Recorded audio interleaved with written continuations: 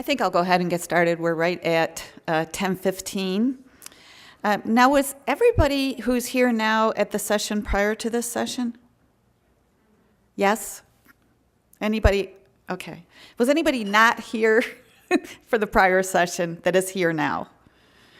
Okay, and the reason this makes a difference is because I was going to do a little introduction on collaborative care, and I really don't think I need to anymore because of that fantastic presentation that we had just now. It was absolutely fantastic, and the importance of collaborative care. But once again, my name is Susan Stone, and we are going to be live streaming this session as well as the one previous to this. Our focus this week to celebrate Midwifery Week is on optimizing collaboration in care.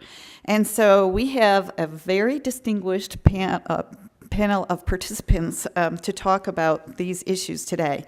And our very own Tonya Nicholson, who is the Associate Dean for Midwifery and Women's Health at Frontier Nursing University, will be facilitating this panel.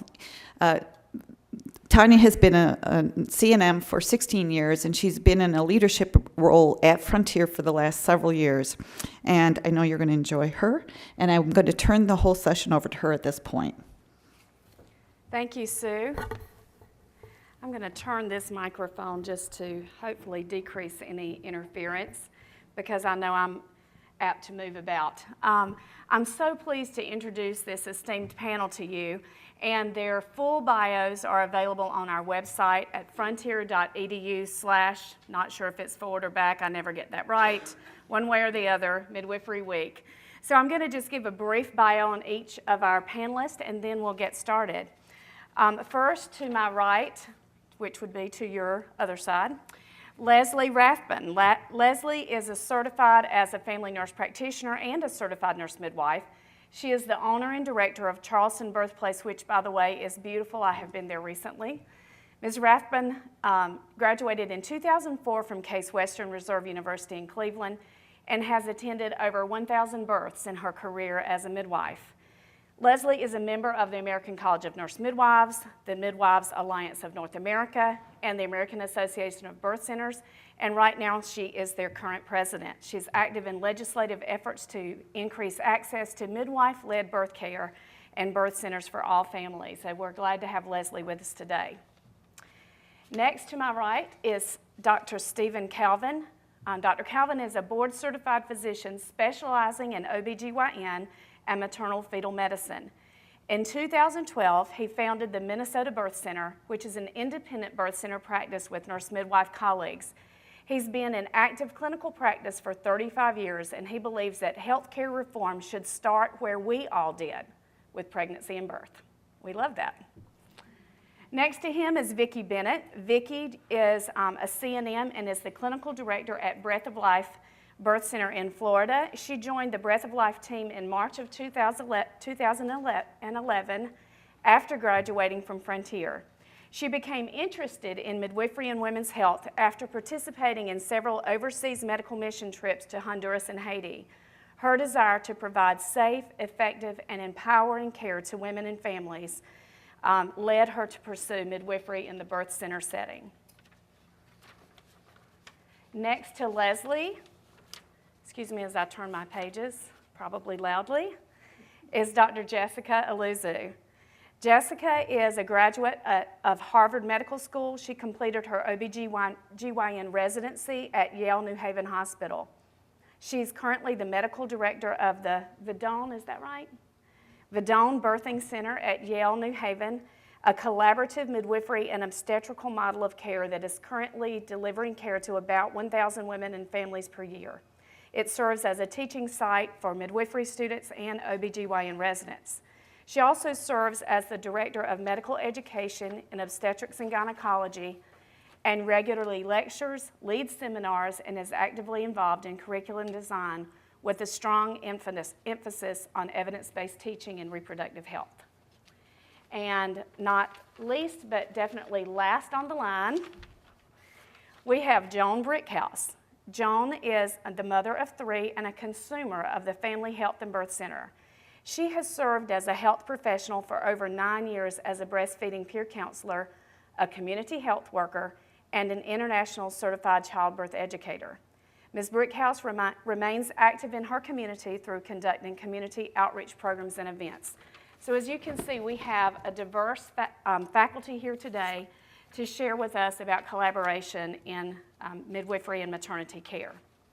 So I'm going to start with Lesley. So Lesley, if you'll take that microphone and get it all ready, we don't want to miss a word. As the midwife and the president of AABC and as the owner and operator of a birthing center, can you first describe your practice and describe the collaborative relationships that you have in place, especially thinking about developing the collaborative relationships that have assisted your clients when they need different levels of care? Do you have any pearls, stories, or experiences that have been particularly successful that you want to share with us? So we are a certified nurse midwife birth center. We have 5 nurse midwives on staff, and we attend approximately 30 births per month, the majority at our birth center, but our midwives do have privileges at our local hospital that's located less than a mile from the birth center. We do offer planned hospital births. We do VBACs. We do twins that we collaboratively manage with our physicians. We recently, our delineation of privileges was changed at the hospital to also include newborn care. We haven't started that yet, but we will be able to care for our own newborn babies and do the follow-up with them. I started the practice, and before that, I was on staff at the hospital working with a large physician group. And I broke off to start the birth center, and the physician that started initially the practice 40 years ago also broke off and decided to go into solo practice.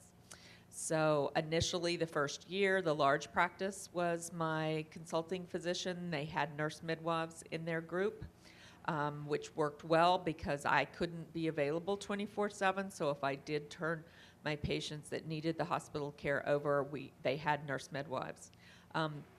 Because there was 7 physicians in that group, it was very challenging to work with 7 personalities and 7 belief systems. So after the first year, it became apparent it wasn't working well. And Dr. Martin, who is our primary consulting physician now, became our consulting physician. It's much easier to work with one person. He does have an on-call partner, so that we did have to make sure that our his on-call partner, Dr. Case, was also supportive of what we were doing. So recently, in the last 2 years, the hospital has hired a laborist. So they do have 24/7 in-house obstetricians. They are not our consulting physicians, but our consulting physicians can consult with them. So if in times that are really busy or in emergencies, they're all available to us 24/7 to help out. So we have actually several layers, which is helpful. We also, from the very beginning, partnered up with pediatricians for the baby side of it. So there's a large group practice that is very friendly. Several of their pediatricians have actually had babies at our birth center. One of the obstetricians that was in that large group has also had baby water births at our birth center. So we do have a pretty ideal situation. But that doesn't mean there weren't challenges and bumps as we went along. I would say the pearl, I've given that a lot of thought. This is great. It's very helpful. Picture's worth 1,000 words. Recently, just last week, had a mom come in for decreased fetal movement, and we put her on the monitor, and although the variability was good, she was having some impressive lates with some just mild contractions. So I just took a quick snapshot of the photo and texted it to Dr. Martin, said, meet you in the OR. He said, good plan, and it was done. The other 2 instances that we had true emergency need for C-section, a prolapsed cord, and a mother with a complete abruption. From the prolapsed cord to the baby born by cesarean section at our hospital was 15 minutes. The abruption was 12. We were able to pick up the phone and say, open the OR, call anesthesia, we're coming with a prolapsed cord or the abruption. The difference between the two and the 12-minute and the 15 minutes was the 3 minutes for EMS to come for the prolapse cord. We didn't wait for EMS for the abruption. My car was, she literally went from her husband's car in the parking lot to my car and straight to the hospital. But in both instances, as soon as the baby was born by C-section, the nurse, the circulator, tapped me on the shoulder and said, "What's her name?" So that's the kind of emergency transfer you want, is that they'll, let's do care first and ask questions later. Now, of course, if we're going for a failure to progress issue, you can't get that epidural fast enough, but the paperwork's done and, all that has to be done first. So those are two great examples of, I don't think there was any delay in care. I don't think that it, by the time they had the instruments open, we were there. The most important piece with the collaboration between midwives and physicians is your relationship. And it has to be a human relationship, not just a professional relationship. If you like and respect each other, the rest is easy. That's the part that you have to be sure that you have. So we have a party once a year around Christmas time, and it's all of our staff and all of the staff of both the physicians and the pediatrician. Everybody comes. It's a big oyster roast. That's what we do in South Carolina. And there's beer and music, and they learn to get to know each other outside of the professional relationship. It's the front office people making appointments. And so it makes it a lot easier when there's an issue that we need to deal with when everybody knows everybody. We also make sure we recognize birthdays and send cards, flowers, and it goes both ways. I can promise you this week for National Midwife Week, Dr. Martin himself will make his very famous shrimp and grits and bring it to our birth center for our midwives and nurses. So those are the kind of, we as midwives get that human relationship thing. That's what we do with our clients. You need to do that with your collaborators. Thank you, Lesley. Dr. Calvin, realizing that a professional goal for you has been to form collaborative teams to help provide high-quality maternity and newborn care, can you talk a little bit about the collaborative relationships that occur between the birth center midwives and the staff at the hospital, and looking specifically at the particular practices that make that collaboration effective and that then result in quality care, and what specific challenges have you all incurred, and how did you resolve those? Okay, well, I appreciate this opportunity as well. I'll just give you a little background on what our practice looks like. We've been open 3.5 years, the Minnesota Birth Center. We started out in a renovated house across the street from the Level 3 Center where I had practiced for about 20 years. And the renovated birth center, some of you have visited it, I think, during the previous meetings. It's a really nice house, but it's very crowded. 2 birthing rooms on 1 floor. And we've been open now 3.5 years, and we've done over, I think, 640 births, both between the house and the hospital. But because we were so busy, we've also gone further out on the financial limb and purchased another building in St. Paul, 7 miles away, that we've renovated, and it has 3 birthing rooms, and it's 1 mile door to door to another hospital in the same system. So it's a system. All of healthcare in Minnesota is ostensibly nonprofit, although Mayo Clinic has an $800 million margin every year, so that's sort of, it's not all nonprofit. And United Healthcare actually sits there in the western suburbs and then causes your lives some misery as far as billing.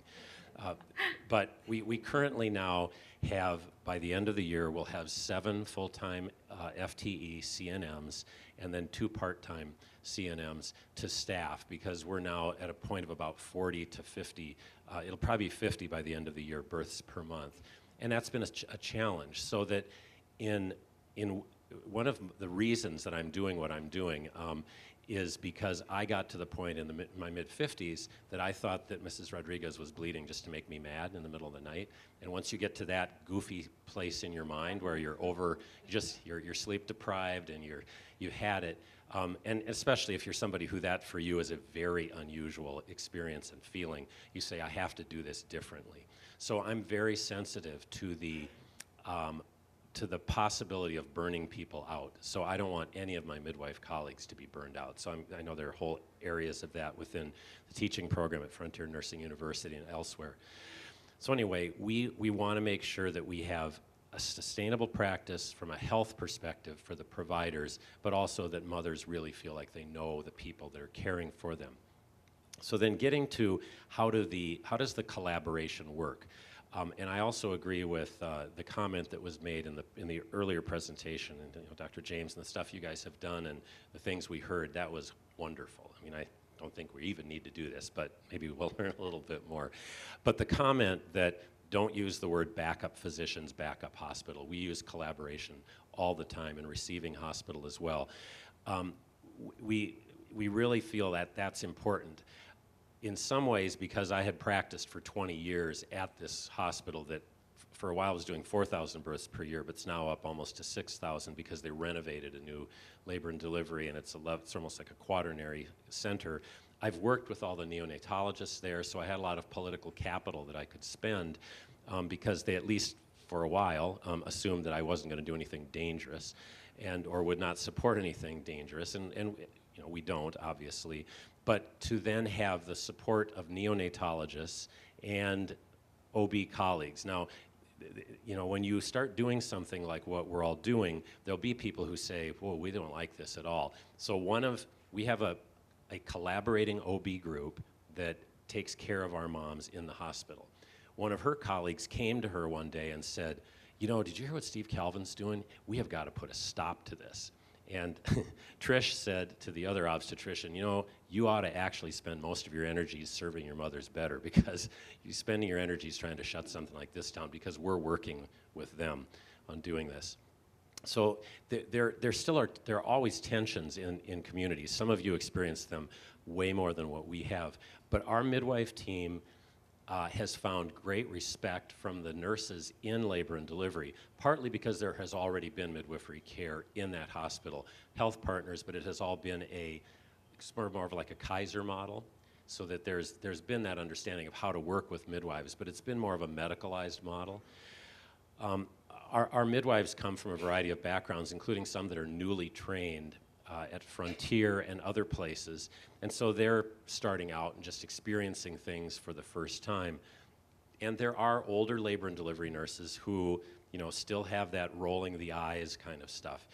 But if networking occurs and the midwives are able to get to know the nurses, they really have a good situation now where they are able to call up the charge nurse. They have the direct line and say, "We're coming over for the usual thing, Pitocin and epidural," or if there's a big emergency, "We're very worried about this and we need to come over right away and we'd like these things done." So those kinds of collaborations are they're easier when they've got a track record now. In St. Paul, our collaborating hospital there had not had a midwife birth there in 25 years. They'd actually killed off a midwifery program about 25 years ago. And so Mary Signey, one of our midwives, went for a birth there. And so the nurses had a celebration because for the first midwife-attended birth in a quarter of a century. And Mary Signey felt great about it, and the mom and the family felt great about it, and the nurses felt great about it. So it's that kind of thing of trying to use kind of what Lesley was saying too, just personal things. Let's celebrate these things. And of course there will be bad outcomes too. And in the not too recent past, we had a very unexpected bad outcome of a baby from a mother that was transferred because of concerns, and the baby was delivered 30 minutes later and eventually ended in a neonatal death. And in that instance, we're still kind of trying to figure out what exactly happened here. It doesn't all make sense.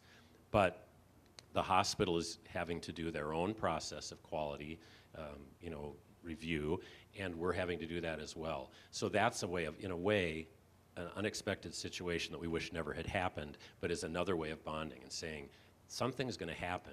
And it is also a good time to start talking about absolute risk and relative risk, and intermittent auscultation versus continued. So all those things too. So I think I covered. Yes, thank you. I love the common theme that we've heard so far about the fact that what a lot of this boils down to be able to be effective collaborators, we have to be effective communicators and establish relationships. There's nothing surprising about that, but it's nice to hear you guys validate that. Thank you. Vikki, first off, I just want to say, since she said Frontier twice, I get to say it at least once. Vikki is a Frontier graduate. We're so proud of her.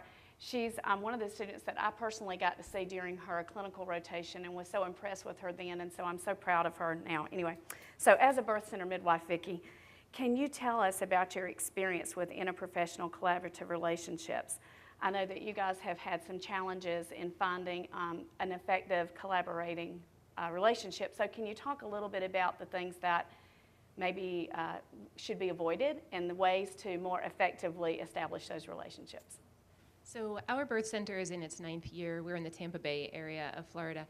And in the history of the birth center, they started out without actually having a client base, so starting from scratch. And this was before I was part of the organization.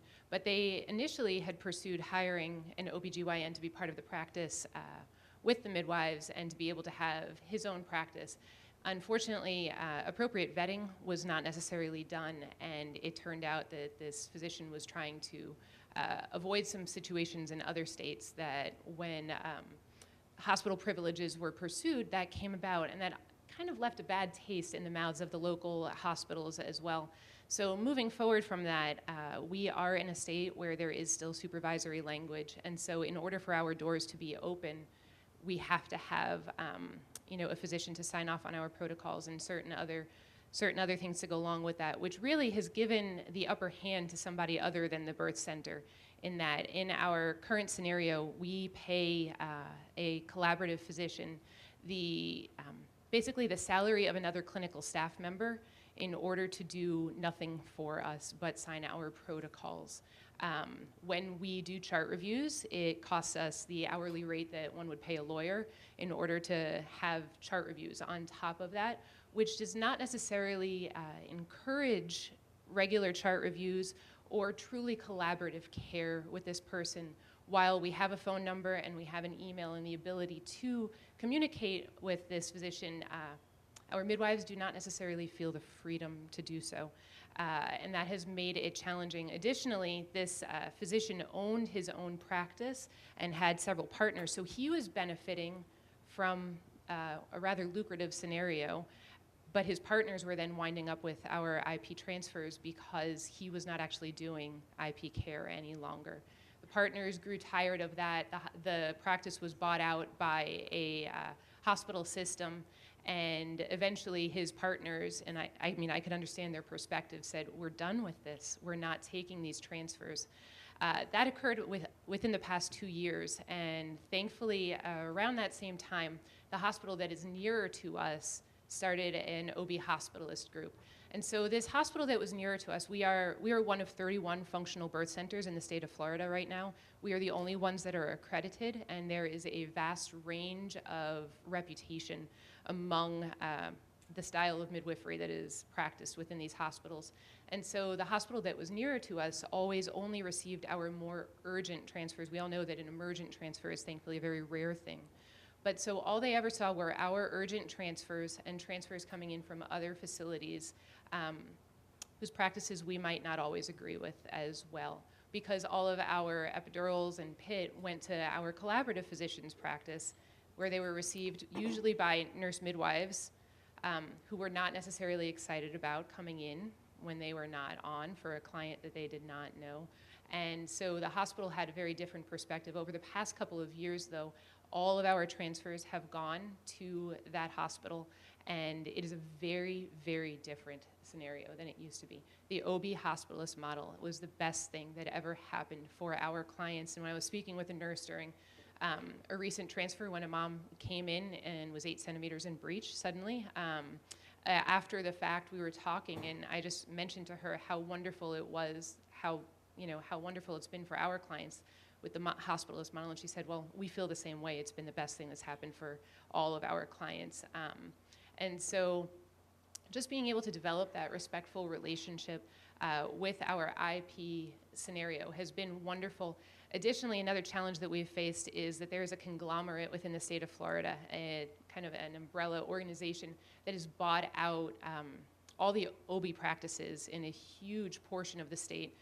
with over 300 physicians that are part of that. And part of the legal aspect of their thing is that they cannot collaborate with us. And so that has eliminated essentially all the possibilities for us. There is a local physician who very much believes in the midwifery model. He believes in out-of-hospital birth, community-based birth, and he would love to partner with us, but the practice he works for is owned by the hospital. So presently we are seeking to do that networking, build those relationships, keep the conversations going, especially with the labor and delivery nurse manager and the director of women's services there, because they really are some of the power players as well in helping, hopefully for the hospital to open up to us.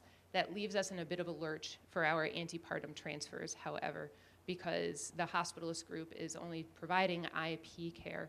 And so we are still trying to navigate that. Working with the maternal fetal medicine specialists in town has been a beautiful thing.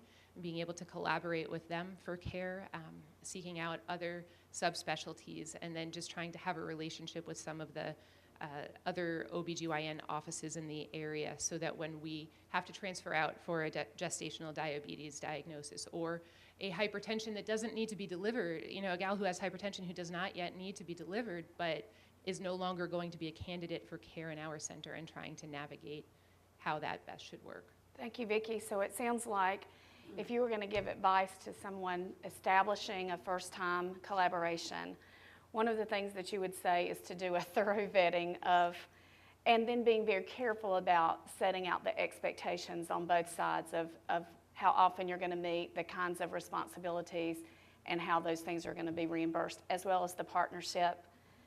We don't always think beyond our own pond, and so we're talking about that collaborating physician and maybe didn't think about the effect on his partners, which looks like it was a big deal. So, and it makes sense. Sure. And so with models in place where there is an academic institution, where there are physicians, and where there are hospitalist models trying to say, hey, this person doesn't necessarily need another on-call person that backs them up for when they get sick or desire to go on vacation or have been awake for 36 hours themselves. Right. The ability to have a seamless partnership there, and making sure that they truly do believe in what collaborative care is and the benefits, both to their practice, because there are certain things that I ought not be doing, and that so it can benefit their practice as well, but also knowing, hey, we really do want to collaborate. We don't want this just to be a signature on a piece of paper, but we want to actually work with you. Thank you. Dr. Jessica Illuzzi. Okay, you work in a practice with many team members, other obstetricians, midwives, nurses, and lots of other folks yet to be determined. You'll get to tell us all about that.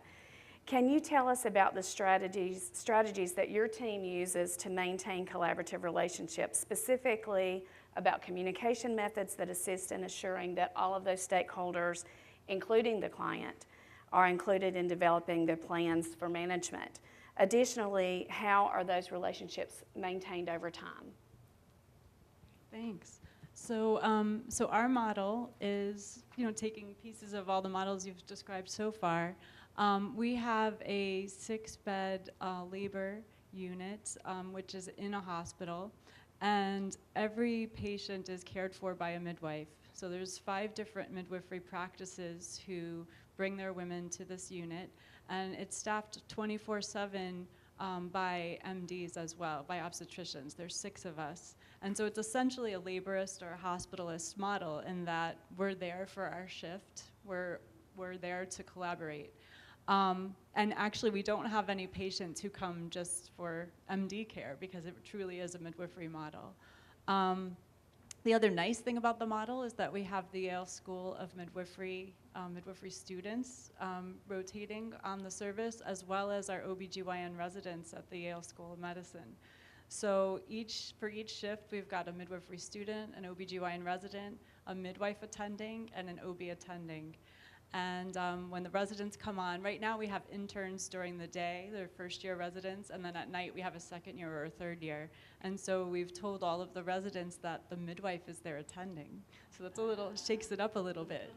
Because sometimes they try to come to me and start talking to me, and I said, no, you have to talk to the midwife.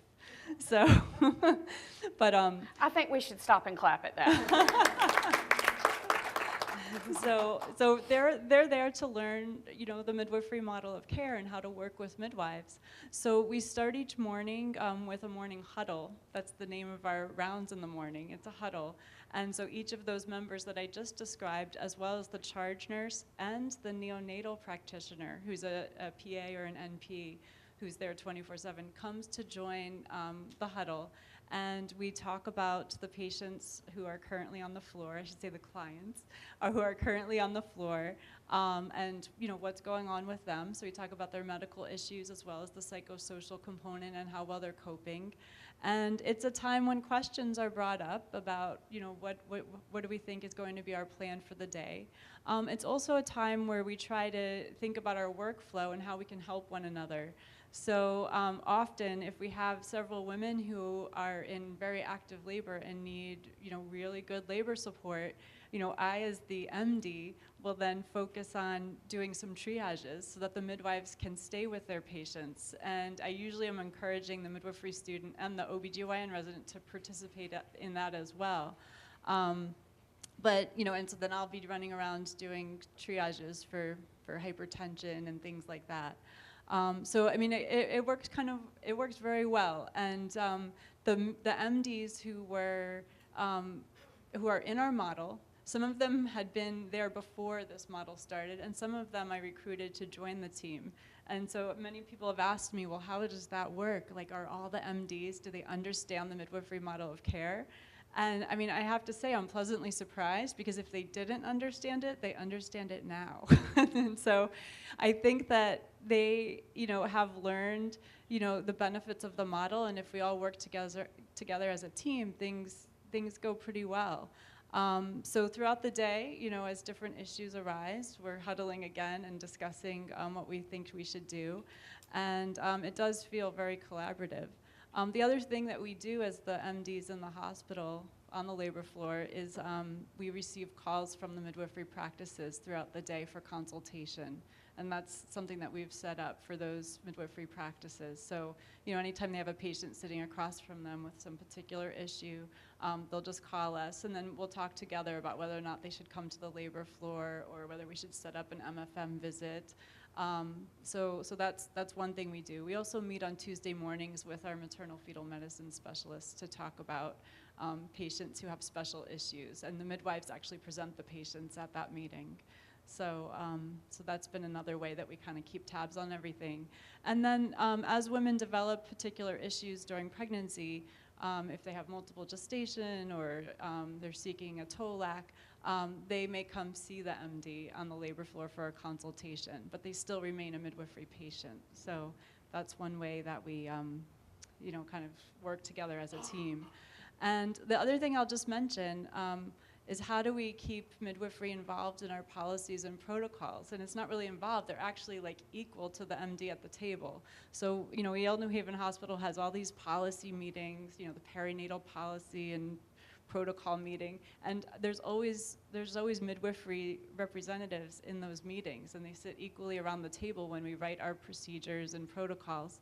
And I have found that, when you really look at the evidence, and I'm sure you all agree, much of what midwifery is doing is very evidence-based, and it's just a matter of pointing it out to the MD people around the table.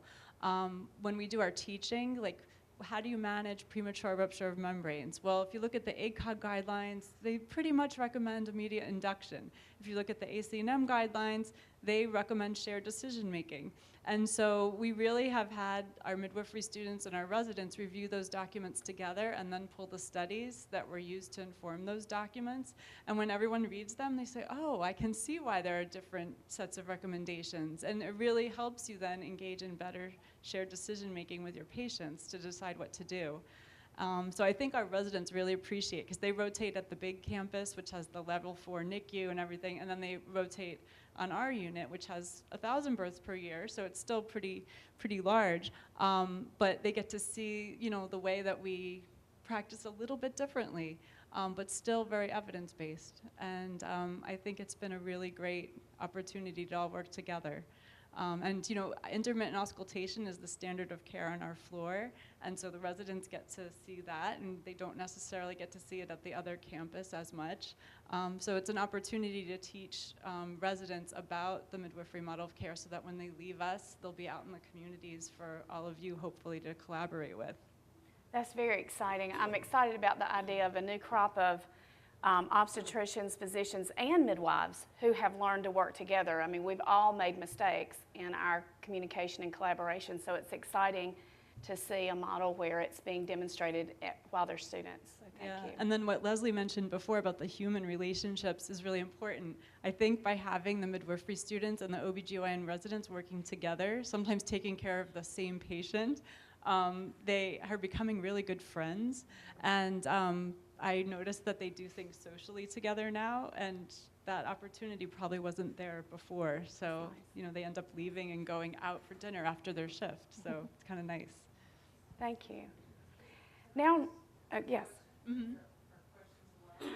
Let's let Joan speak to her, and then we're going to have a time for questions. So if you have a question specific, jot it down so we don't forget it. We don't want to miss those questions, but I want to be able to hear also from Joan. Joan, you're here representing the client, and we talk really big about the client being the center of the team, and so you're a very important part of this panel.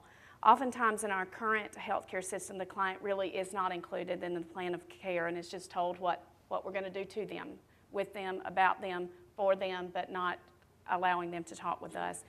Can you tell us about your own personal experiences and what specific incidents may have improved or not improved your quality of care?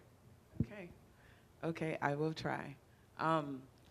Okay, so I'm first going to start off by telling you a little synopsis of my birth stories. I feel like if you give birth, you get to chill. We agree. All the guts and, you know, good stuff. So I have 3 boys, and each one of them are completely different.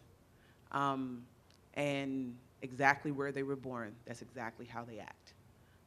My first child, Patrick, who's 12, about to be 13 on Christmas Eve, he was born in a hospital. He's very straight to the point. You know, like there's no wiggle room to do this or that. So he's just like that. My middle son, he was also born in a hospital. However, I had different providers that was with me, and so there was wiggle room to do stuff. So he's very literal. The common sense doesn't kick in, but I'll get to the good about that. My youngest son was born in the birth center. So you know how midwives are. They are women who disrupt healthcare. All about the wiggle. All about the wiggle. So so tell you about the stories. So my son, Patrick, who is the oldest, I was completely new to this whole thing about giving birth, which sounds weird because I was pregnant, about to give birth.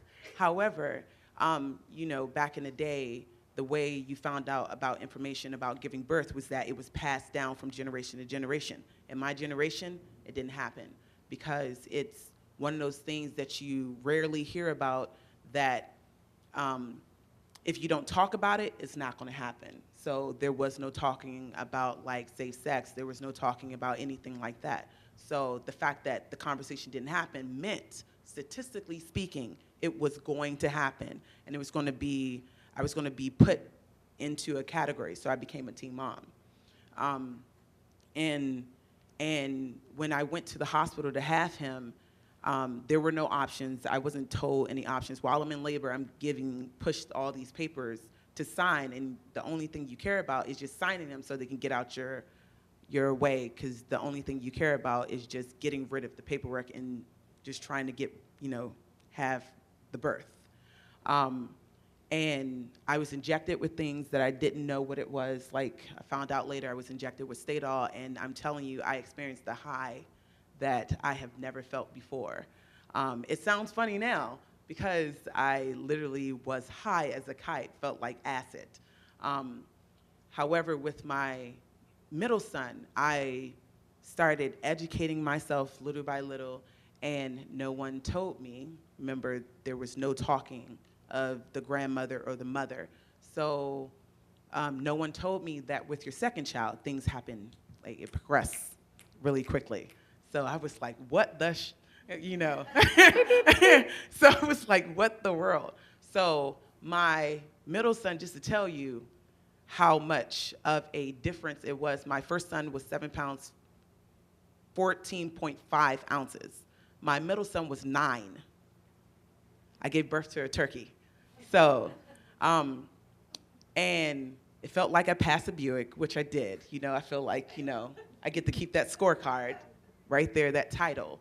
However, it was a complete difference because with my middle son, I had the chance and the knowledge to know that I can move.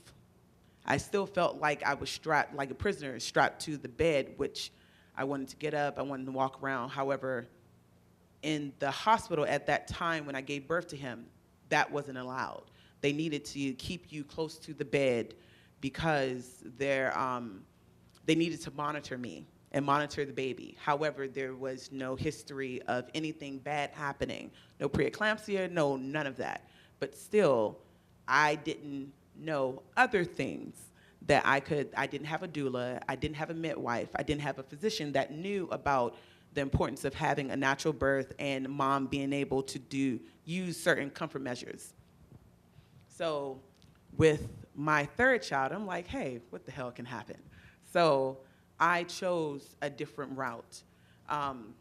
Because with the first two, I would be considered what you guys would call a red flag mom, high risk, because I was the one not showing up to my appointments because I didn't like being told this is what I had to do. I had no choice. I couldn't do this. And when you're in the hospital, you have to stay right there continuously and be monitored. So with my third child, we had something called group. I was like, what the hell is this? Group, I don't need to go to AA to talk about being pregnant. And then I found out that it wasn't. I was actually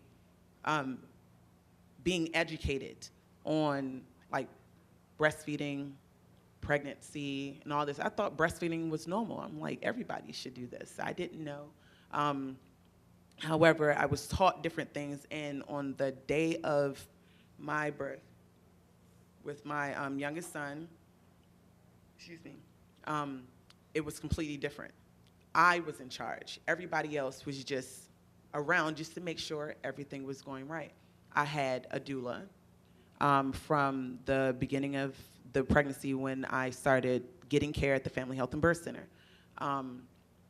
I started laboring at home, and that was completely different because in my first pregnancy, I'm the one that actually caught something called a cabulance. I took an ambulance as if it was a cab, like it could just pick me up right at my house and just drop me off where I wanted to. Didn't know that I needed to have certain things put in place.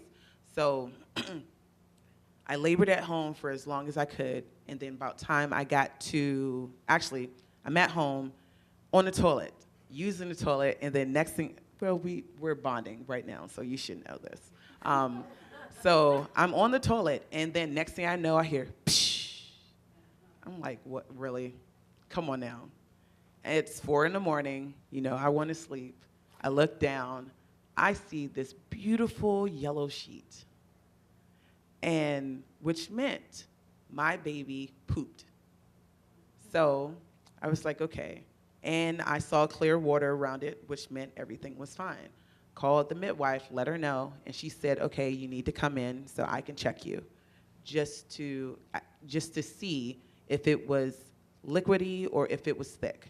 So I call my transportation, and while she's there, I'm literally walking the floors as if I have a baby that's crying, and then rocking on people, doing all the comfort measures that I can that will help me from screaming bloody murder.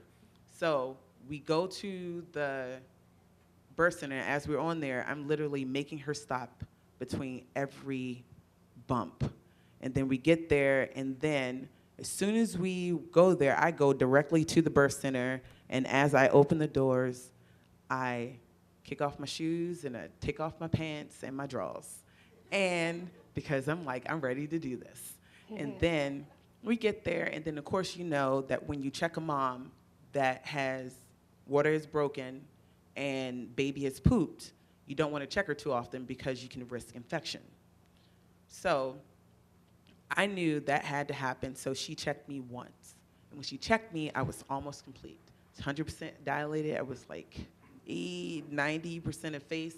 And she said, you just have a little bit of lip left. I was like, what the shit? So I went through all this just to give birth to this baby, and I got what left? I said, hell to the nah. I reached down, pulled the rest of the lip to the side, and gave birth to my baby. Saying that to say, because the differences in my stories was that there's a progression of me trying to educate myself, and then when I went to a midwifery practice, there was no choice because they wanted you to be informed to let you know that birth happens, it's natural. You're going to be able to do exactly what your body wants you to do. As you heard from me pulling the rest of my lip to the side, right? It's fine, we're talking about vaginas, it's cool. And then the main thing with having, I love the fact that you switched from saying patient to client, because I can definitely tell you I'm nothing patient. Nothing about me screams patient, especially when you're a mom. And I have 3 boys. I'm always shitting bricks. So nothing about me is patient, and like some providers, they're taught to deal with patients, whereas those other providers who want to educate themselves, they're learning how to work with clients, which is a big comparison and a big difference. And the fact that I went with a practice of nurses, certified nurse midwives, or midwives in general, that made sure it was mandatory for every mom that wanted to give birth with them, whether it was at the hospital or at the birth center, that they had to make sure that they were educated first of all. Because when you're in there, of course, you're supposed to have an advocate, but sometimes the advocate's not able to be there. And then, of course, your midwife is there to be your advocate as well, or your doctor is there to be your advocate for you because you have specific wishes, you have a birth plan that you want to stick by. However, birth doesn't happen always the pretty way it wants, just like how we think a midwife is just like trying to find a unicorn.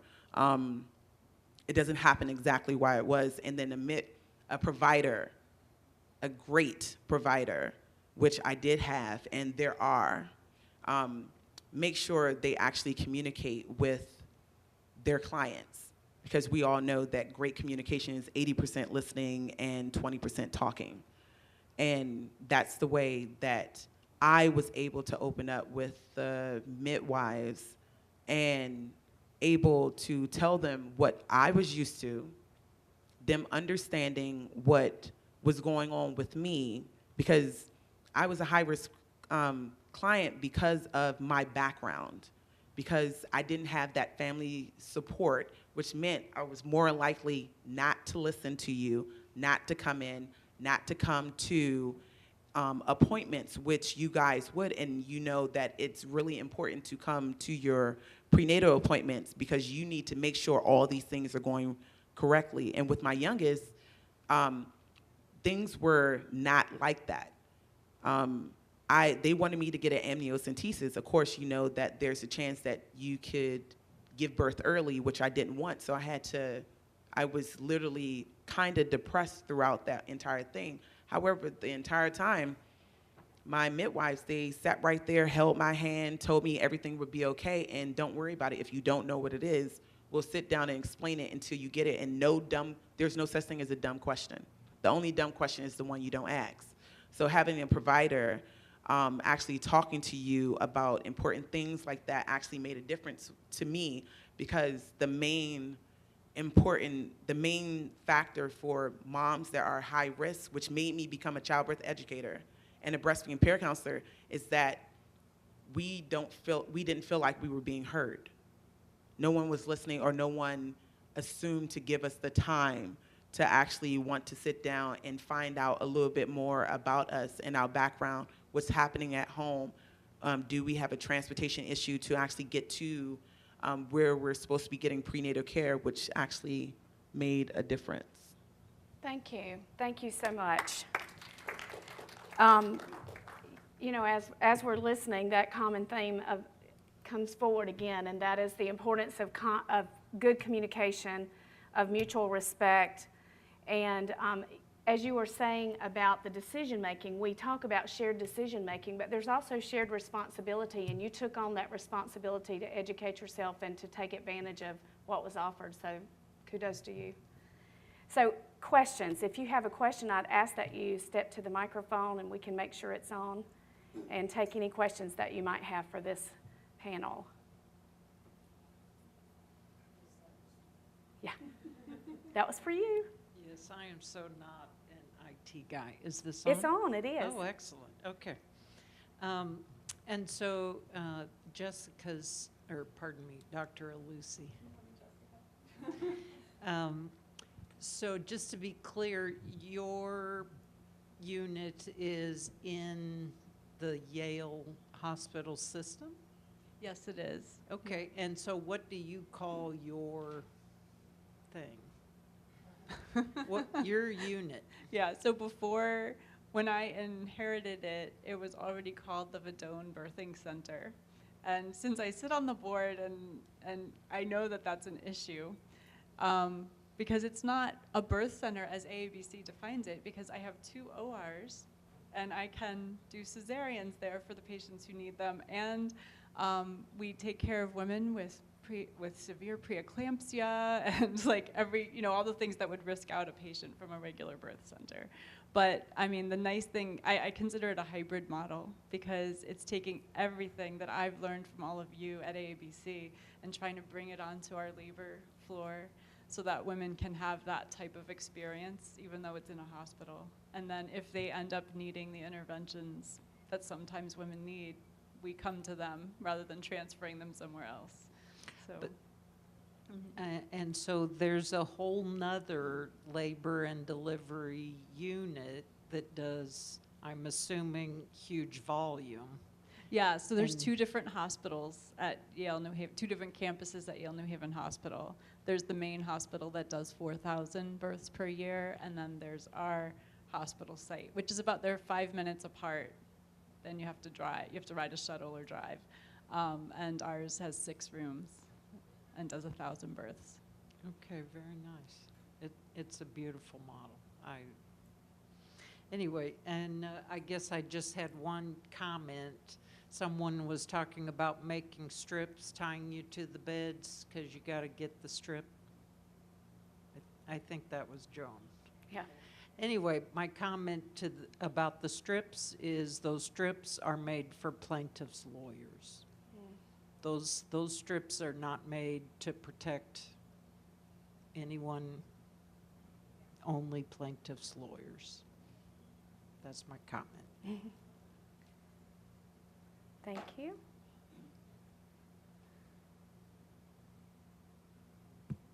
Hi, my name is Anjali Hinman. I'm a nurse midwife from Atlanta, Georgia, and I currently work with a midwife-led practice that delivers exclusively in the hospital, but we're in the process of opening a birth center freestanding.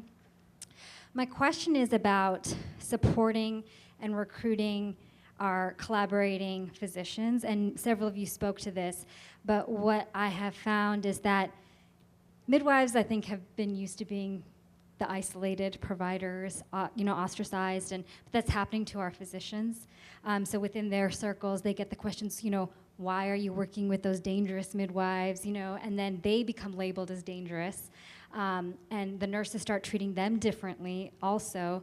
And I want to know how, as a midwife, I can help support and recruit physicians that believe in evidence-based care, that believe in the midwifery model of care, but don't feel like they are having to walk away from their peer support because of the choices that they make to support a midwife. Well, I'll briefly answer before I pass it on. I mean, I've found that, because I do face that challenge all the time, I have found that it is very helpful when the midwives that I'm working with are practicing evidence-based care, because then I can always refer to the literature and studies that support what they're doing. So like I mentioned, the premature rupture of membranes, so I actually can pull the studies and say, well, this is why they offer expectant management for that, and then we share the studies. And then for labor arrest, so like the diagnosis of labor arrest, or slow progress in labor. I mean, the newer studies that are coming out, especially the ACOG document that's called Preventing the Primary Cesarean Delivery, it totally expands the opportunity now to allow women to labor much longer. And so we basically, kind of share this document, and that's what we refer to. So like my physicians who weren't quite used to the midwifery model, who are now on our team, like I've posted up on the wall what these new guidelines are so that they understand it's okay to wait many hours with no progress. If someone's less than 6 centimeters, we can wait days, So, I mean, as long as the fetal status is reassuring, and as far as intermittent auscultation goes, like I've given talks now on intermittent auscultation versus continuous monitoring and when you might need to do continuous monitoring. So now our discussions in the morning and with even the MFMs and the other team members across at the other campus, because now our practices are spilling over there, because now people want intermittent auscultation over there. So I've given talks on it to show what the evidence shows and when a woman might need continuous monitoring instead of just automatically put someone on continuous monitoring. So I think it's like, for us, it's always going back to the evidence. And so those physicians need to be able to take that to their colleagues and say, this is why I support these midwives, because they're practicing according to this evidence base. So I feel like that's how I keep going, and hopefully it can help your physicians too. When you're working with midwives then that are practicing outside of those guidelines, that's really difficult. Yeah. So that's and that's part of the thing is, like, I always have to talk about that, how midwives are practicing in this country along a very wide spectrum. And so you have to really kind of say, well, these midwives that I'm working with are practicing according to these standards. 2 thoughts. One of them had to do with what you said earlier. If you combine a family medicine physician and a maternal fetal medicine, you have an obstetrician. So when you have a lot of resistance from the OB group, say, okay, then you go to family medicine and say, for my primary care, for my GYN issues, I want to partner with you. And then for the preeclamptic, for the twin pregnancy, I'm going to partner with MFM and just leave OB out. Because you do have more than one choice. OB is not in control of all pregnancies. The other thing is you need to point them to their professional organization. The American College of OBGYN, the American College of Nurse-Midwife has recently renewed their collaborative statement, and it is very clear. They have stated midwives do not need physicians standing behind their shoulders supervising them. And they have changed their tune hugely over the last few years. And in the words of Bob Dylan, times they are a-changin'. And either they can change with them or you can move on to somebody else. Also, you need to hook up the physicians that are interested in collaborating with you with other physicians that have already been doing it for a while. Now, they may not be in your city. They may not be in your state, but they're in your region. And so you want to look at states next to you, talk to other birth centers that do have these, and say, and most of the time these physicians are more than willing to share their experiences, and it's good. Did you? Yeah. Just one other. In Atlanta, what I would also do is, some of what was described, I don't think Lesley's completely describing a stick, but it's more stick than carrot. Sometimes what you want to do too is say, there are a lot of these obstetricians who they're operating out of ignorance of the facts. That's definitely true. But if you can show them that operating in a team model is going to make their lives so much more fun and not easier is not exactly the right word, but so much more satisfying. So what it takes is sort of a critical mass. And I think, most along the way here, and I think maybe Vikki's hoping that critical mass will happen sooner than later, maybe in Tampa, but if you just get that, you don't always have to rely on one physician, although in many cases that's the only option you have. But when you can get 2 or 3 to start to work together, the dominoes start to fall. All the other groups say, oh my gosh, we got to hire midwives, and that's what's happening in Minnesota right now, and there's a strong tradition of midwifery in Minnesota. But in Atlanta, I would just start looking for those newly trained obstetricians, the ones who are sympathetic, who are more established, so that they can work together and say, wouldn't you like to work in a team? Does anybody have any other comments? Do we have any other questions? Thank you. So I was so struck. I'm a consultant to AABC, and so I'm just learning here about a lot of what's going on. After hearing Vikki's story, I was pissed. And then after hearing Jessica's story, I was amazed. And I was like, how can we be in the same country and have both of these things going on at the same time? And how was it that your model started? Where did that gem or that idea or that investment come from that you were able to really get it done? And how long has it been around? Well, our particular unit has been around for 2 years.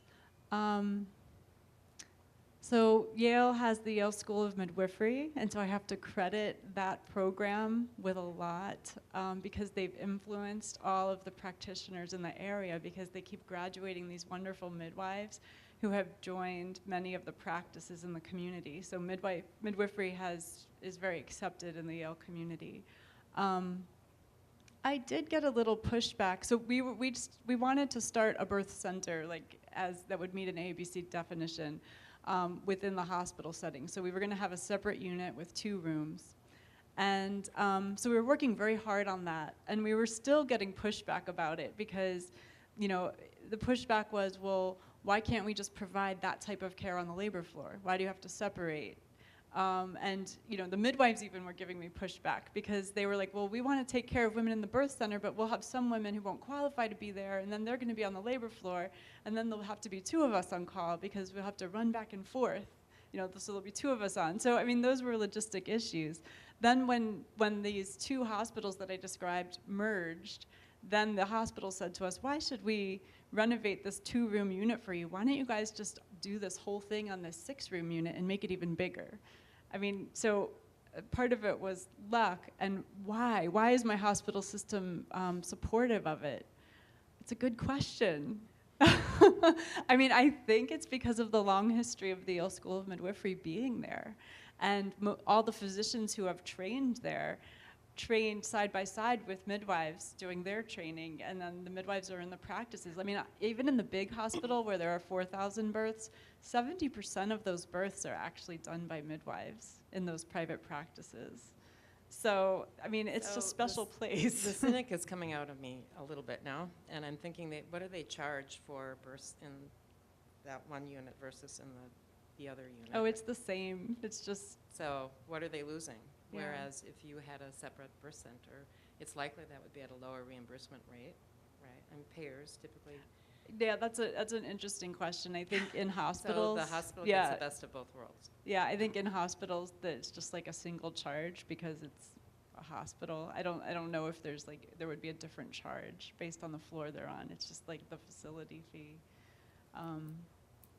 So yeah, it's funny. I don't have an answer about why I've been so lucky, but I think it's having really good advocates. Holly Kennedy is the chair of our midwifery program. So she was standing next to me arguing to do this. So we came to the hospital administration together, and we happened to have the head of our department at that time was a maternal fetal medicine doc, and I think he just saw that. I think he saw MFM people are really good at taking care of high risk, and they felt that, the low risk patients could be much better served, by the model that we were describing. And I think they're also aware that that's what women are seeking. The Listening to Mothers survey is well known amongst many people. So they knew that that's what women are seeking. And for a hospital, it's also a business, and they want to attract women to their hospital.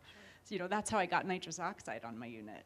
because we're the first hospital in Connecticut to start offering it. And of course, they supported it because they thought women would come to us for it. So sometimes you have to take the business approach. You know, that's another option. The power of the consumer. Yeah. And I think you've hit on something so important that is just core to this whole discussion, and that is identifying the strengths and the tools that each of us bring. I mean, when we appropriately, and we talked about this at lunch a little bit yesterday, when we appropriately utilize the tools of the team, what we're each best at, and we make our egos get out of the way and we say, this particular woman in this particular situation is best served by and where, then that is when the team works effectively, and that's when all the outcomes improve. Jenna, did you have a question? I do. I have a follow-up question. I'm also a midwifery educator, actually at UCSF. So Holly left us with the dream of starting a birth center there, and I wondered, we have a faculty practice at San Francisco General where we ostensibly have interprofessional teaching, but the reality is there's sort of one-on-one with midwives, a midwifery student and a midwife, and then the obstetrical resident team. And we do some overlap, like when the docs are in the ER, the midwife is the attending. But really, it's kind of parallel training, and there's a lot of pediatric residents observing midwifery care. And we've never had a interprofessional team in our actual UCSF hospital, but we're about to launch it. And because we've had this long-standing model of kind of parallel but interwoven training, there's a lot of specific concerns that I wondered if you could address. One being that, at least anecdotally, it feels that the midwives who have long served as attending in the university hospital practice a different kind of midwifery than the one-on-one midwifery model of a kind of independent practice at our other hospitals. So there's a fear that somehow the midwifery student will be being taught a different kind of midwifery in a really more medicalized model. The other concerns are that somehow the midwifery student will be an extension versus a student because they're at a different place in their training than a resident, and that there'll be some discord or difficulty understanding different levels of experience and training. Any thoughts about those concerns, which of course we don't think are significant enough not to move forward ahead really excitedly, but. All the concerns you've mentioned are real. Okay. And so I've painted too much of a rosy picture, but yes, we have had so many challenges like that, where the midwifery students initially kind of resented the fact that the residents were there, and the residents resented the fact that the midwifery students were there because they had to share experience. Yes, competition for births? Yes. Okay. Yes, exactly. So that is still hard, right? And so what we do at the beginning of our huddle each morning is even talk about that when we talk about our workflow, we try actually to have the midwifery student have one client that she'll be following as the primary care provider, and then the resident will have another. And what we actually do is try, we want them to both be involved because I want them to still be together supporting that woman. So the learner who is going to be actually doing the birth with the midwife is kind of focused on that aspect of the care, and then the other participant, the other learner, is now helping a little bit more to provide labor support and to be with the nurse. And when the baby's born, when the baby goes up on the mom's chest, doing that initial assessment and helping with the early latch, or if the baby needs resuscitation, making that decision to move the baby over to the warmer and then do the resuscitation with the neonatal provider. So we've had to really coach our learners to, together about what their role is in each scenario. So our goal is always to have both of them in there because they're learning by providing the labor support, they're learning by watching, the residents learning by watching the midwifery student and the midwife do the birth just as much as if they're doing it themselves. So that's how we do it. It's not always easy because everyone always wants to catch the baby. So. Mm-hmm. Sorry, I forgot one more piece of it. Do you have embedded in there sort of evaluations of interprofessional competency assessment or like the consultant role among the residents? Is any of that built into? It's not built into the OBGYN residency. They have these evaluations that are actually standardized across the country. And I do not, you know what, I'd have to double check on that. I fill them out and now I'm confusing it with the ones I fill out for the medical students. who actually don't usually rotate on our unit because I have the midwifery students. So I kind of like, I can't saturate ourselves with learners. So that's one thing I did in the beginning, because I used to be the clerkship director for all the medical students. And I actually had to say, you know what, like I can't have a med student, a midwifery student, and a resident like on our unit, because it's too many learners, you know, to really respect each client's experience. So, Good to know, okay. yeah. I think we have time for one more question. Joel, do you want to? I do have a question, and unfortunately it's not the quickest of questions, but maybe it is. What I find really frustrating as a client, consumer owner of a birth center, and a stats guy and a guy who's a science guy, is the presumption of truth that so many MDs seem to have that you thankfully don't. And so, you know, for instance, I have a research director, PhD, and I think she knows a lot more about evidence-based care than most of the people, you know, in the nation. So when it comes to OB, is there a place that when we're working with a hospital, is there, and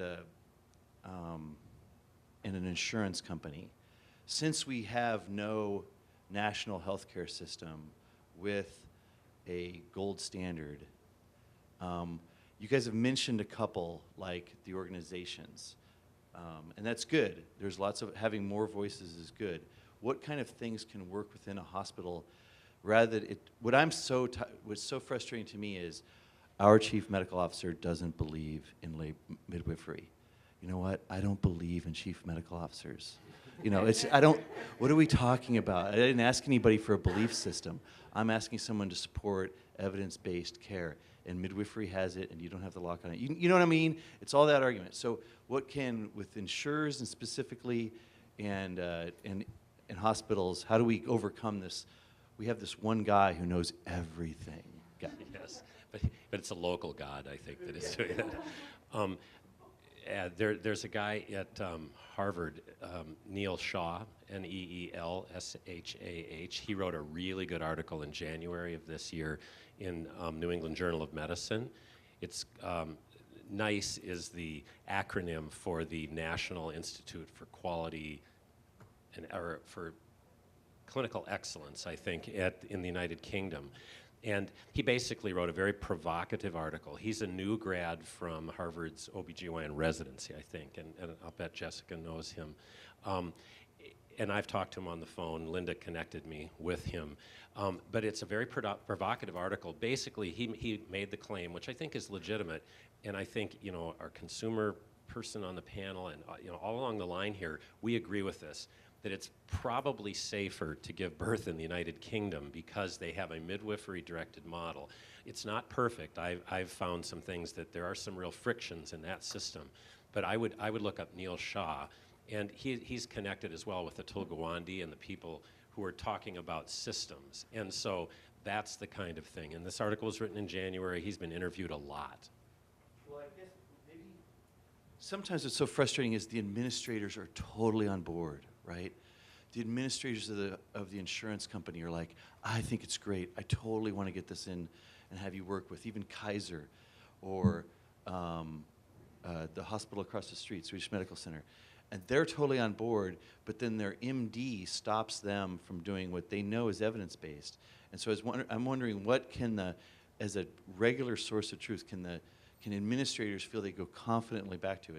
Do I need to say, hey, use this ACOG thing, use this, use that? There's also... I would really like a big club, but we probably don't have one. I don't know if you're familiar with Rebecca Decker's evidence-based birth. She is very good at pulling together lots of resources, and she has some that's directed more at consumers and some directed more at providers. But she is a PhD nurse that just really had, based on her personal experiences, began to look for evidence and question why are we not practicing evidence-based maternity care. And so I would recommend just taking a look there for resources. And all you have to do is give the evidence to the consumer, and they will do the convincing for you. because that's who everybody listens to. Everybody's going to listen to the consumer. What Lesley just touched on, I think, is very important. I know in our local hospital system, and lest you think that things are terrible in our area, our clients have no idea what goes on behind the scenes. They receive excellent care when we have to transfer them. But we had a meeting requested of us with the Director of Women's Services and the Nurse Manager of Labor and Delivery to talk about transfers. And they asked for this meeting to happen. And it got us a little nervous. What are we going to face? We think things have been going really well. And they came to us and they said, we want to know what we can do on our end to make it a more seamless transition for your clients. And being, like the client satisfaction tools are becoming so important for these hospital systems that they pursued us and said, we want your moms and your families to be happy with the care that they receive. And we recognize that by virtue of them showing, coming to us, their birth story, their birth journey is very different than what they had anticipated it being from the get-go.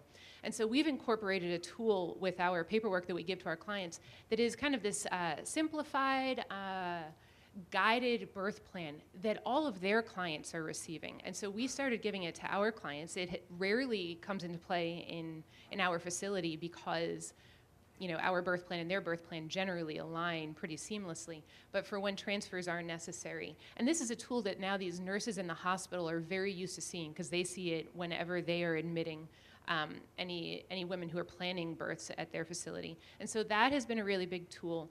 And then just also trying to, we joke around in my big fat Greek wedding about how the man is the head, but the woman is the neck. And sometimes I feel like the nurses play that role as well. And so in getting nurses on board and really trying to dialogue when we transfer in and saying, hey, how can we help you? Can we have our IV sites match the IV sites that you use in the hospital so that you don't have to, poke another client again? It makes our clients happy. It makes it life easier for them if we're coming in with a line and just trying to help them.